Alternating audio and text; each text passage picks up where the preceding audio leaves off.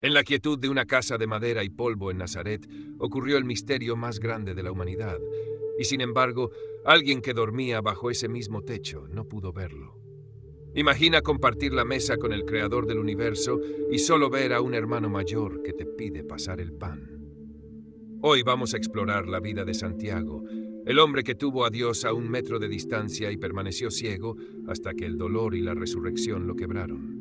Si este contenido resuena con tu búsqueda de una fe real y estoica, te invito a darle like y suscribirte para que caminemos juntos en esta reflexión. Comenta abajo la frase, mis obras dirán quién soy, para saber que estás listo para la verdad. Quédate hasta el final, porque te revelaré el secreto de sus rodillas de camello que cambió la historia de la Iglesia para siempre. El velo de lo cotidiano. A veces, lo más cercano es lo que más nos cuesta reconocer. Santiago no era un villano de película, ni un perseguidor con espada en mano. Era simplemente un hombre atrapado en la neblina de lo cotidiano. Personalmente, me estremece pensar en la cantidad de veces que nosotros mismos, envueltos en la rutina de ir a trabajar, pagar facturas y dormir, ignoramos lo sagrado que sucede frente a nuestras narices.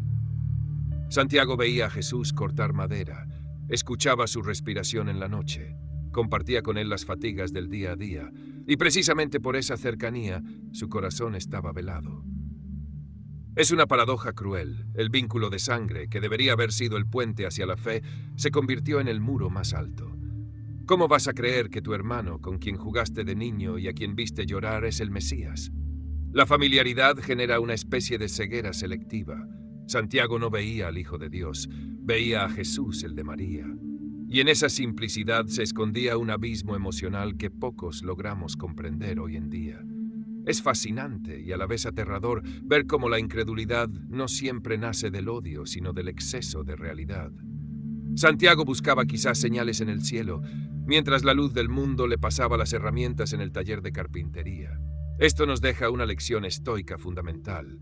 La verdad no siempre grita entre truenos, a veces susurra en medio del silencio de un hogar común.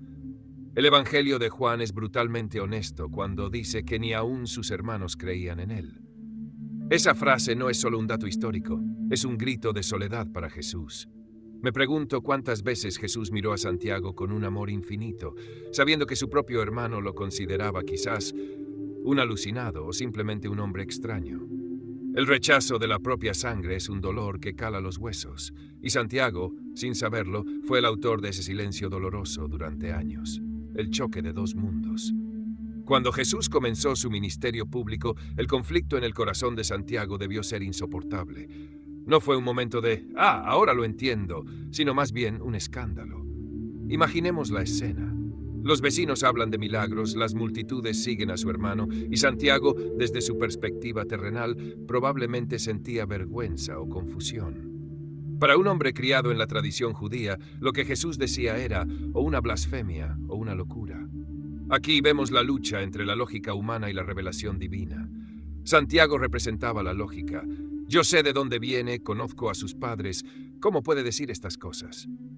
Es la misma lógica que hoy nos impide creer que lo extraordinario puede ocurrir en nuestras vidas mediocres. La transformación de Santiago no fue un proceso suave de aprendizaje, fue un terremoto. Según las crónicas y la carta a los Corintios, ocurrió lo imposible. El resucitado se le apareció. Imagina ese encuentro. No hay cámaras, no hay testigos, solo el hermano que murió en la cruz y que ahora está frente a aquel que no creyó. Ese momento privado es, a mi juicio, uno de los actos de misericordia más bellos de la Biblia. Jesús no fue a buscar a Santiago para decirle te lo dije, sino para decirle aquí estoy. En ese instante, la estructura mental de Santiago se desmoronó. Todo el orgullo de quien cree tener la razón se hizo polvo ante la evidencia de la vida, venciendo a la muerte. Santiago no solo vio a un resucitado, vio la verdad que había tenido al lado durante 30 años y que despreció por pura ceguera humana, de hermano a esclavo. Lo que sigue en la vida de Santiago es lo que realmente define su carácter estoico y su fe inquebrantable. Al escribir su carta no comienza diciendo yo, el hermano del Señor, lo cual le habría dado un estatus de celebridad instantáneo. No. Él escribe, Santiago, siervo de Dios y del Señor Jesucristo. Esa palabra, doulos en griego, significa esclavo. El hombre que compartía la mesa con Jesús ahora se consideraba su esclavo por amor. Este cambio de identidad es la prueba más grande de que su encuentro con el resucitado fue real. Ya no buscaba el privilegio del parentesco, sino el honor del servicio. Me parece que hoy nos falta mucho de esa humildad. Todos queremos ser hijos del rey para recibir beneficios, pero pocos queremos ser siervos para llevar la carga. Santiago se convirtió en la columna vertebral de la iglesia en Jerusalén. Mientras otros apóstoles viajaban, él se quedó en el epicentro del peligro. Jerusalén era un polvorín de tensiones políticas y religiosas, y Santiago se mantuvo firme como una roca. Su fe ya no era una idea abstracta, sino una resistencia activa. Su liderazgo no se basaba en el carisma, sino en su justicia. Se ganó el respeto incluso de aquellos que no creían en Cristo, siendo llamado el justo. Esto es puro estoicismo cristiano. Mantener la integridad cuando el mundo alrededor se cae a pedazos. No hablaba desde un púlpito de oro, sino desde la realidad de una comunidad perseguida y hambrienta. La sabiduría que viene de lo alto. En su carta, Santiago nos lanza un salvavidas en medio de la tormenta. La sabiduría. Pero no la sabiduría de los libros o la de los intelectuales que se pierden en debates estériles. Él habla de una sabiduría práctica, una que sabe cómo reaccionar ante la prueba. Dice que si alguien tiene falta de sabiduría, la pida a Dios. Me encanta esta parte porque Santiago reconoce que somos limitados. No nos pide que seamos superhombres que lo saben todo, sino hombres humildes que saben a quién acudir. Sin embargo, pone una condición que es como un golpe al mentón: pedir sin dudar. El que duda es como la onda del mar, arrastrada por el viento. Seamos honestos, vivimos en una era de dudas constantes. Saltamos de una opinión a otra, de una emoción a otra, como barcos sin timón. Santiago nos confronta con nuestra propia inestabilidad. Su sabiduría es firme, es sólida. No es una sabiduría que busca el éxito mundano, sino una que busca la paz interior y la obediencia externa. Es la sabiduría de quien ha entendido que la vida es breve y que lo único que queda es lo que hacemos con la verdad que conocemos. En un mundo saturado de información, lo que Santiago ofrece es claridad, y esa claridad solo nace de una mente rendida a lo divino. La prueba como crisol. Hermanos míos, tened por sumo gozo cuando os halléis en diversas pruebas. Esta frase parece una locura, una crueldad. ¿Quién en su sano juicio se alegra cuando sufre? Pero Santiago no está hablando de un masoquismo espiritual. Él está mirando el resultado final. Él sabe que la prueba produce paciencia y que esa paciencia es la que perfecciona el carácter. Es la imagen del metal pasando por el fuego. El fuego no está ahí para destruir el oro, sino para quemar la escoria. Santiago, que vio cómo su propia fe fue probada hasta el límite, nos dice que el dolor tiene un propósito. Desde mi punto de vista, esta es la parte más difícil de digerir de su mensaje. Queremos una fe que nos evite el dolor, no una que nos enseñe a caminar a través de él. Pero Santiago es realista. Él no promete que las pruebas desaparecerán, promete que tú cambiarás. Y ese cambio es el verdadero milagro. La paciencia, o hipomoné, no es una espera pasiva, es una resistencia heroica. Es el soldado que mantiene su posición bajo el fuego enemigo.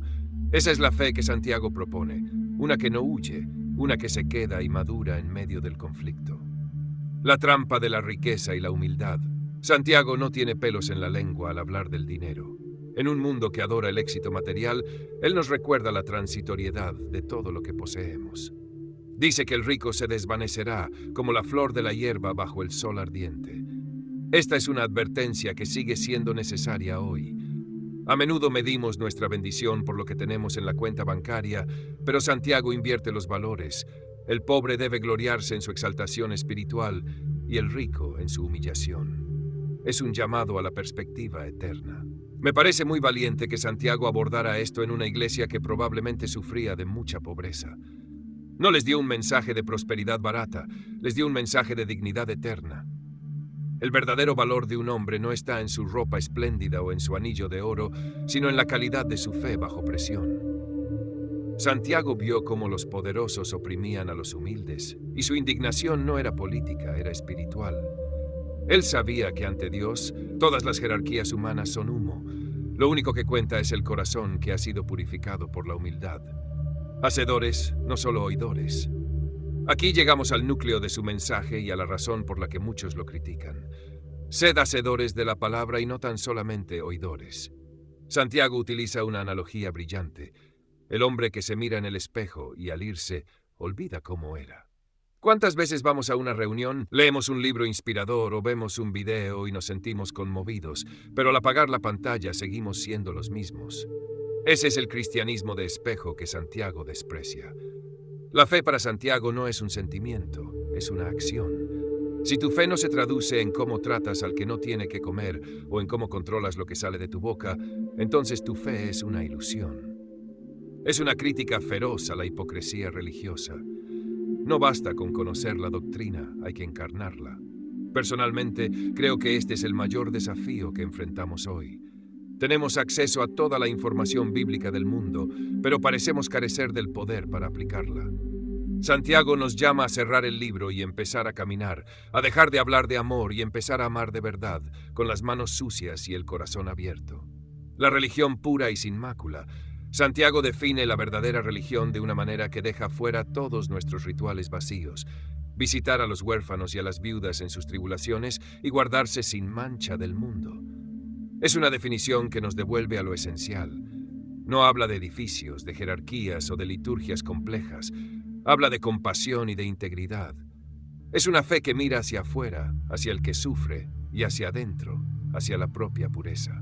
En una sociedad donde la religión a menudo se convierte en un espectáculo de redes sociales o en una herramienta de control, las palabras de Santiago cortan como un bisturí. Él nos pide que miremos a los márgenes, a los olvidados. Ahí es donde se prueba la fe, no en los templos llenos de luces. La religión de Santiago es austera, es exigente y es profundamente humana. Es la fe que él aprendió no solo de las palabras de Jesús, sino de ver a Jesús mismo acercarse al leproso y al paria. Santiago entendió tarde, pero entendió bien. Dios no busca admiradores, busca seguidores que estén dispuestos a ensuciarse las manos. El peligro del corazón dividido. Finalmente, Santiago nos advierte sobre el doble ánimo. Un hombre de doble ánimo es inconstante en todos sus caminos. Es aquel que quiere lo mejor de ambos mundos. Quiere la paz de Dios, pero ama el caos del pecado. Quiere la recompensa del cielo, pero no quiere soltar las cadenas de la tierra. Es una división interna que nos agota y nos vuelve inútiles. Santiago nos llama a una unidad de propósito, a una entrega total. Esta inconstancia es quizás la enfermedad de nuestro siglo. Queremos ser todo a la vez y terminamos no siendo nada. Santiago, con su tono firme y casi rudo, nos pide que tomemos una decisión. La fe no es un accesorio que te pones los domingos, es el aire que respiras. O crees o no crees, o actúas o callas. No hay término medio en el camino de la cruz. Santiago lo aprendió por el camino difícil y a través de sus párrafos nos invita a no cometer su mismo error. No esperes a que sea tarde para reconocer lo sagrado que tienes enfrente. Parte 2. El eco de una fe viviente. La lengua, fuego ingobernable. Santiago no era un predicador que endulzaba el oído. Era un hombre de la tierra que conocía la podredumbre del mercado y la malicia de los rumores. Por eso, cuando aborda el tema de la lengua, no lo hace con teorías, sino con la urgencia de quien ha visto vidas arruinadas por palabras. Personalmente me fascina cómo describe la lengua. Un pequeño fuego que incendia un bosque, un timón minúsculo que dirige un barco enorme, un veneno mortal. Es una metáfora tan potente que te obliga a mirarte al espejo y cuestionar cada palabra que has soltado. Piensa en el daño irreparable que un chisme puede causar, en cómo una crítica destructiva puede apagar la luz de una persona. La lengua, este músculo pequeño y aparentemente inofensivo, tiene el poder de edificar imperios o de destruirlos en un instante. Y aquí está la tragedia que Santiago denuncia con un dolor palpable. Con la misma boca bendecimos a Dios y maldecimos a los hombres. ¿Acaso puede una fuente dar agua dulce y amarga a la vez? Es una pregunta retórica que nos sacude hasta lo más profundo. ¿Cuántas veces hemos sido culpables de esto? Cantamos alabanzas en la iglesia el domingo y el lunes en la oficina o en el hogar. Nuestras palabras son cuchillos, quejas, juicios. Santiago nos está diciendo que la coherencia es el sello de una fe auténtica. Si tu lengua no ha sido domada, si sigue siendo un potro salvaje que dice lo que quiere sin filtro, entonces tu corazón aún no ha sido completamente rendido. Y no es una cuestión de esforzarse más, sino de rendir ese rincón tan íntimo al Espíritu Santo, porque, como él mismo dice, ningún hombre puede domar la lengua por sí mismo. Solo cuando Dios toma el control, ese fuego destructivo puede convertirse en una luz que guía y una voz que consuela. La fe sin obras, un cadáver espiritual. Santiago, el pragmático por excelencia, no soporta la hipocresía. Cuando se adentra en el capítulo 2, lanza una de las afirmaciones más controvertidas pero fundamentales de la Biblia. La fe sin obras está muerta. No usa la palabra débil ni incompleta, usa muerta con la contundencia de un martillo, y lo ilustra con una escena que, lamentablemente, sigue siendo dolorosamente actual en nuestras iglesias: la discriminación del pobre. Entra un hombre con anillo de oro y ropa espléndida y lo atendemos con honores. Entra un pobre con vestido andrajoso y lo despreciamos. Nos convertís en jueces con malos pensamientos. Esa pregunta nos debería helar la sangre. Me atrevo a decir que a muchos de nosotros nos incomoda leer esto porque desnuda nuestra superficialidad. Aún hoy medimos el valor de las personas por su estatus, su apariencia o su cartera, incluso dentro de los espacios de fe. Santiago, que vio a Jesús humillarse hasta la cruz, no puede aceptar una iglesia que honra a los poderosos y desprecia a los quebrantados. Él sabía que Dios eligió a los pobres de este mundo para que fueran ricos en fe. Esa verdad es un puñetazo en el estómago de nuestra comodidad. Él no está debatiendo una teología abstracta con Pablo. Él está gritando una verdad urgente. La fe, que no se traduce en acciones concretas hacia el necesitado, no es fe, es una ilusión. ¿Puede acaso esa fe salvarle? La respuesta implícita es un rotundo no. Porque ¿de qué sirve decir Dios te bendiga a un hermano hambriento si no le das pan? La fe para Santiago es un verbo, no un sustantivo pasivo. Es el motor que impulsa la compasión, la justicia y el servicio. La fe verdadera siempre se nota, siempre.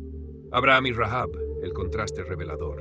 Para que no haya dudas, Santiago no solo predica, sino que ejemplifica con dos figuras monumentales, aparentemente dispares, pero unidas por una fe activa: Abraham y Rahab.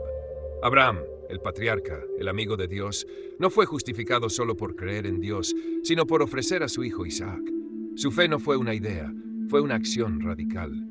El cuchillo levantado en el monte Moría no era solo un acto de obediencia, era la manifestación externa de una convicción interna. Su fe trabajó juntamente con sus obras, y las obras perfeccionaron la fe.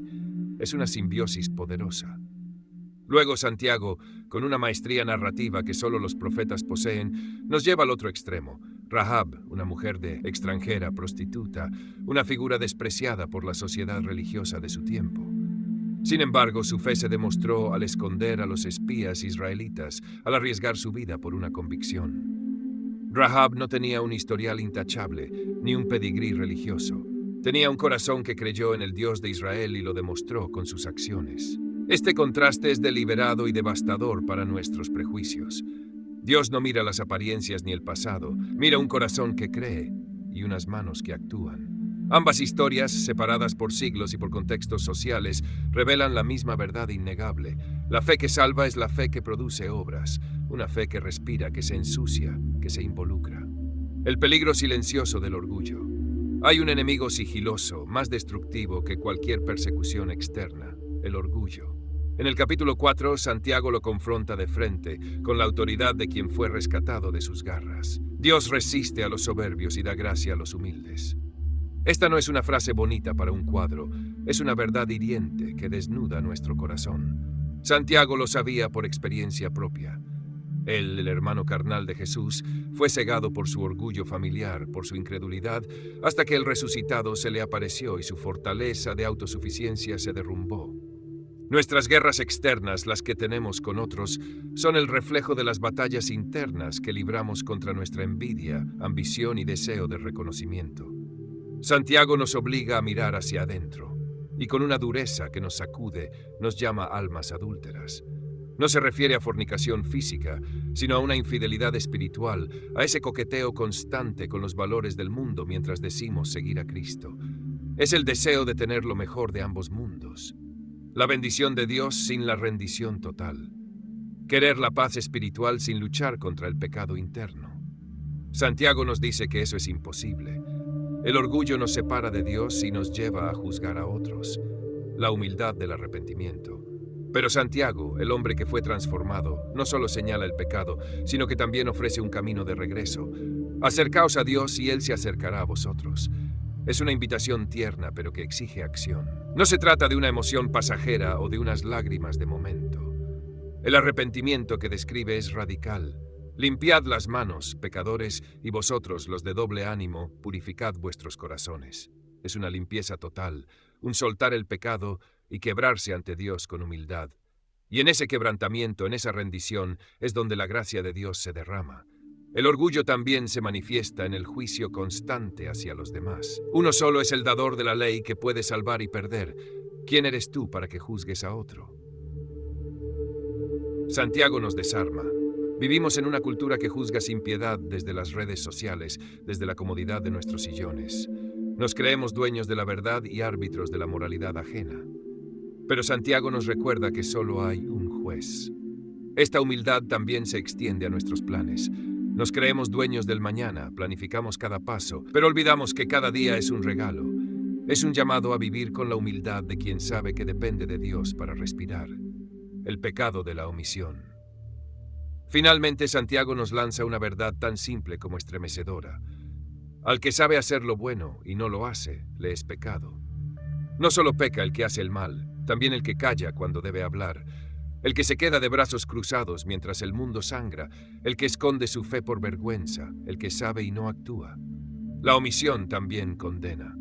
Esta es una verdad incómoda, pero necesaria. En una era donde es fácil ser espectador de la injusticia, Santiago nos empuja a la acción. No hay espacio para la pasividad en el reino de Dios. Esta carta nos confronta con nuestra propia pasividad, con nuestro orgullo silencioso, con nuestra tendencia a juzgar sin piedad.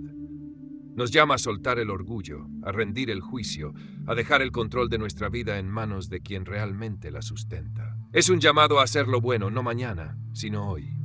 Porque la fe que Santiago propone no es una teoría, es una acción, una humildad vivida, una fe que se nota, una vida que grita en silencio: Cristo vive en mí. Su mensaje es un torbellino para nuestra comodidad, pero una invitación a la autenticidad que nuestro mundo tan lleno de máscaras necesita desesperadamente ver. El cansancio del alma y el consuelo divino. Hay momentos en la vida donde las palabras de consuelo humano suenan huecas, donde las respuestas religiosas no llenan el vacío que deja el sufrimiento prolongado. Esos momentos donde el alma gime en silencio y el cuerpo apenas resiste el peso de la prueba. Es precisamente ahí donde Santiago, con la sabiduría de un pastor que ha visto muchos quebrantos, nos ofrece un ancla. Al llegar al capítulo final de su carta, no ofrece discursos grandilocuentes, sino una exhortación sencilla, pero cargada de poder. Tened paciencia. Esto no es una resignación pasiva, sino una resistencia activa, un acto de fe que se aferra a la esperanza incluso cuando la evidencia externa grita lo contrario. Nos invita a ver al labrador que pacientemente espera el fruto precioso de la tierra, o al profeta Job, cuya paciencia se hizo legendaria en medio de una aflicción brutal. Santiago no promete que el dolor se irá de inmediato, pero asegura algo infinitamente más poderoso: el Señor es muy misericordioso y compasivo. Esta frase es un bálsamo para el alma agotada. Cuando el sufrimiento se extiende, la mayor tentación es creer que Dios nos ha abandonado. Pero Santiago rompe esa mentira, esa voz insidiosa que susurra al oído que estamos solos. Él nos asegura que Dios ve nuestras lágrimas, escucha nuestros suspiros y conoce nuestro dolor de una manera que nadie más puede. Es un recordatorio poderoso de que no hay abandono divino en la tormenta, solo un propósito que, aunque oculto, opera en la profundidad de nuestro ser. La integridad de la palabra y el poder de la oración. En medio del sufrimiento, Santiago nos da instrucciones prácticas que parecen sencillas, pero son profundamente desafiantes. Sea vuestro sí, sí, vuestro no, no. ¿Por qué hablar de esto aquí? Porque el dolor puede llevarnos a hablar sin pensar, a hacer promesas vacías, a comprometer nuestra fe con palabras desesperadas o a intentar negociar con Dios. Santiago nos llama a la integridad de la palabra, a la honestidad brutal con nosotros mismos y con Dios. No uses el dolor como excusa para mentir o para manipular. Simplemente sea auténtico. Y luego nos da una de las promesas más poderosas y a menudo malinterpretadas de toda la Escritura: la oración eficaz del justo puede mucho. Esta no es una fórmula mágica que garantiza resultados instantáneos. No se basa en la elocuencia de nuestras palabras o en la cantidad de tiempo que pasamos de rodillas. Se basa en la justicia, no la nuestra, sino la que Cristo nos imputó. El justo que ora, aunque tiemble y dude, es escuchado. Y para ilustrarlo, Santiago nos recuerda a Elías, un hombre sujeto a pasiones semejantes a las nuestras, que oró, y la lluvia se detuvo, y luego oró de nuevo, y la lluvia volvió a caer. No tienes que ser un gigante espiritual para que Dios te escuche, solo tienes que creer y acercarte a Él en oración. Es un llamado a la fe sencilla, pero poderosa, que mueve montañas. La confesión, el puente hacia la sanidad Santiago, con una sabiduría que parece nacida del mismo polvo de las calles de Jerusalén, nos entrega un mandato que hoy, en nuestra era de apariencias y filtros de Instagram, suena casi revolucionario. Confesaos vuestras ofensas unos a otros y orad unos por otros para que seáis sanados. Qué profundidad hay en estas palabras. Vivimos en una sociedad donde mostrar debilidad es un pecado capital, donde preferimos sufrir en soledad antes que admitir que estamos rotos. Pero Santiago, que conoció la sanidad que viene del perdón de Cristo tras su propia incredulidad, sabe que el secreto de la salud del alma reside en la vulnerabilidad. No habla de una confesión mecánica, sino de una honestidad cruda entre hermanos. Me pregunto cuántas de nuestras heridas emocionales y espirituales siguen abiertas simplemente porque no nos atrevemos a confesar nuestras faltas. Preferimos cargar con el peso del secreto, con la amargura del rencor, antes que cruzar el puente de la confesión. Santiago nos dice que la sanidad comienza cuando las máscaras caen.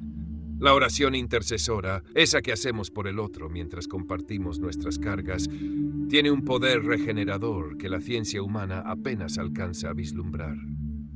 La iglesia que Santiago imaginaba no era un club de personas perfectas, sino un hospital de campaña donde los heridos se ayudan mutuamente a caminar. Es un llamado a la comunidad real, a esa que no tiene miedo de las sombras porque sabe que en la luz de la confesión el poder de Dios actúa con más fuerza. La restauración del extraviado.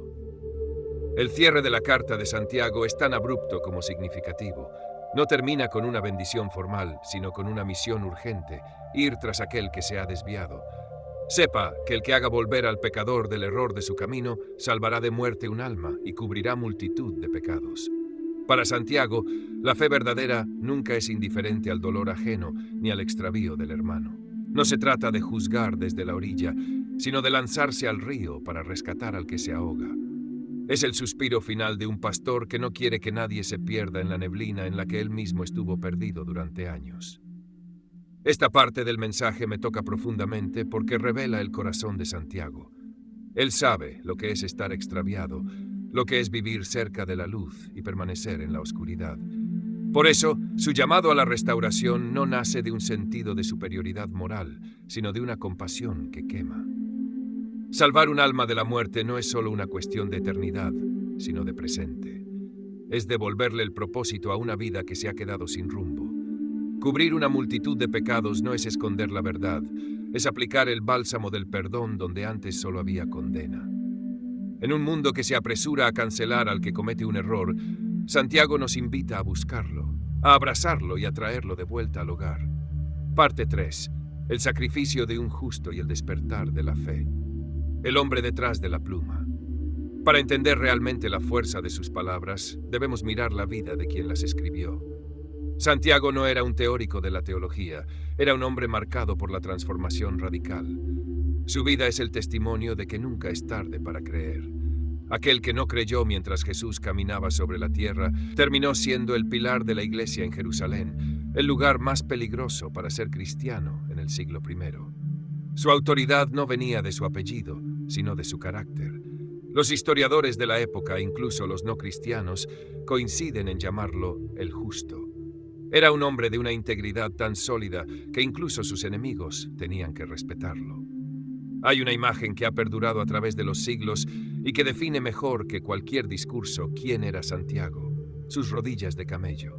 Se dice que pasaba tanto tiempo arrodillado en el templo intercediendo por su pueblo que la piel de sus rodillas se había vuelto dura y callosa. Esa es la fe que Santiago predicaba, una fe de rodillas, una fe que se consume en la oración secreta antes de hablar en público. Personalmente, creo que esta imagen debería avergonzarnos un poco. En un mundo donde buscamos atajos para todo, incluso para nuestra relación con Dios, Santiago nos recuerda que el poder espiritual nace de la persistencia y del sacrificio silencioso. No era un hombre de grandes espectáculos, era un hombre de gran profundidad. El descenso desde el pináculo. El final de Santiago fue tan dramático y solemne como su vida. La historia nos cuenta que los líderes religiosos de Jerusalén, sintiéndose amenazados por su influencia y por su inquebrantable testimonio de que Jesús era el Mesías, lo llevaron al pináculo del templo. Le exigieron que negara a su hermano, que se retractara de su fe ante la multitud. Pero Santiago, el hombre que una vez dudó, ahora no tenía rastro de miedo en su voz. Desde lo alto proclamó que Jesús estaba sentado a la diestra de Dios y que volvería en las nubes del cielo. Furiosos, sus captores lo arrojaron al vacío. Pero lo más impresionante no es su caída, sino lo que ocurrió después. Santiago no murió al impactar contra el suelo. Ensangrentado y con los huesos rotos, se puso de rodillas una última vez. Mientras sus verdugos comenzaban a apedrearlo, él comenzó a orar. Pero no oró por justicia propia, ni pidió fuego del cielo. Oró por sus asesinos. Señor, perdónalos, porque no saben lo que hacen. Sus últimas palabras fueron un eco perfecto de las palabras de su hermano en la cruz. Santiago no solo predicó la fe con obras, la selló con su propia sangre, demostrando que su fe era más fuerte que la muerte misma. Ese es el peso de la carta que hoy tenemos en nuestras manos. Cada palabra fue pagada con el sacrificio final. La confrontación con el espejo. Ahora, tras recorrer la vida y el mensaje de Santiago, la pregunta vuelve a nosotros con una fuerza renovada. Santiago nos puso frente a un espejo y nos obligó a mirar nuestra propia fe sin filtros. ¿Qué vemos? ¿Vemos una fe que se queda en el amén del domingo o una fe que camina por las calles el lunes? ¿Vemos una lengua que bendice y maldice o una fuente de agua dulce que sana a los que la escuchan? Santiago no escribió para que estuviéramos de acuerdo con él. Escribió para que nuestra vida cambiara. Su mensaje es un desafío a la mediocridad que a menudo llamamos cristianismo. Sinceramente, leer a Santiago es una experiencia incómoda porque no nos deja lugar para escondernos. Nos quita las excusas de la gracia barata y nos llama a la obediencia costosa. Nos recuerda que creer es mucho más que asentar con la mente, es entregarse con el cuerpo y el alma. Si tu fe no te ha llevado a servir al que no tiene nada, si no te ha llevado a controlar tu carácter, si no te ha llevado a buscar la santidad en lo cotidiano, entonces, según Santiago, esa fe está muerta. Y un cadáver, por muy adornado que esté con palabras bonitas, sigue siendo un cadáver.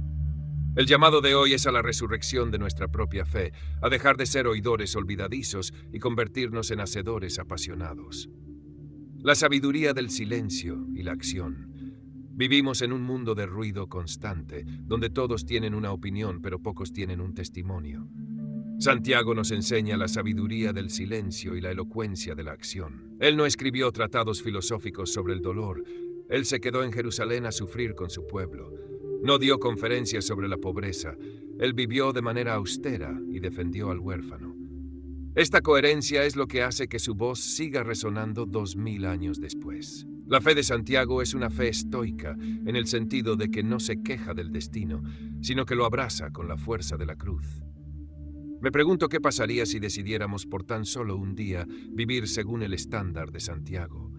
Si antes de hablar filtráramos nuestras palabras por el amor, si antes de gastar en nosotros mismos miráramos la necesidad del vecino, si antes de juzgar oráramos por el que cayó.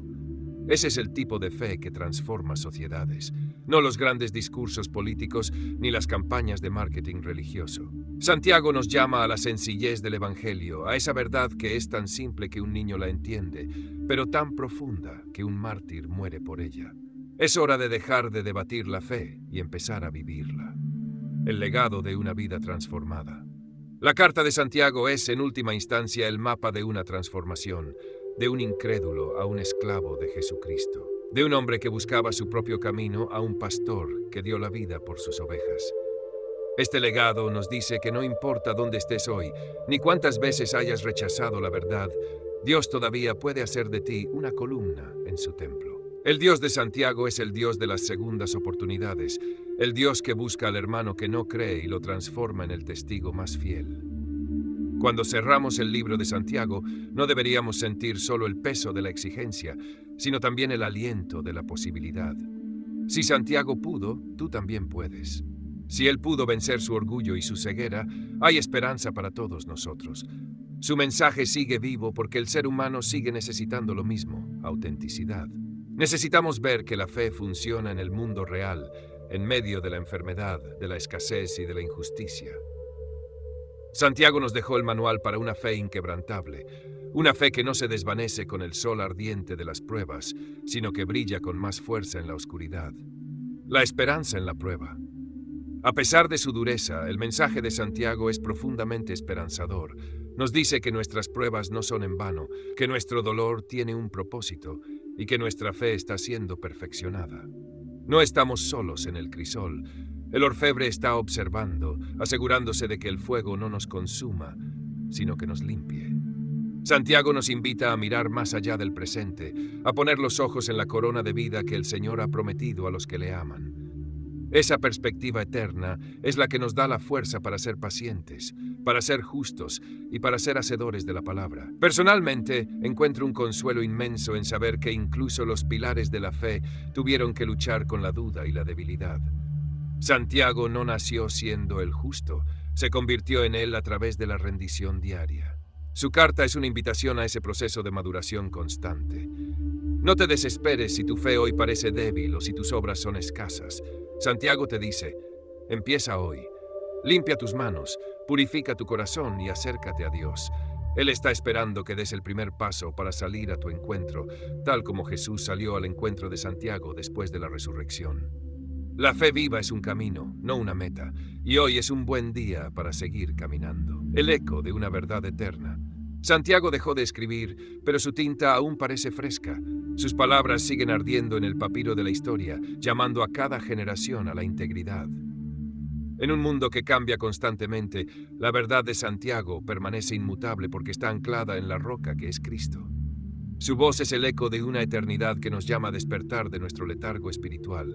No es una voz de condena, es una voz de advertencia y de amor, como la de un hermano mayor que desea que no te pierdas lo mejor de la vida.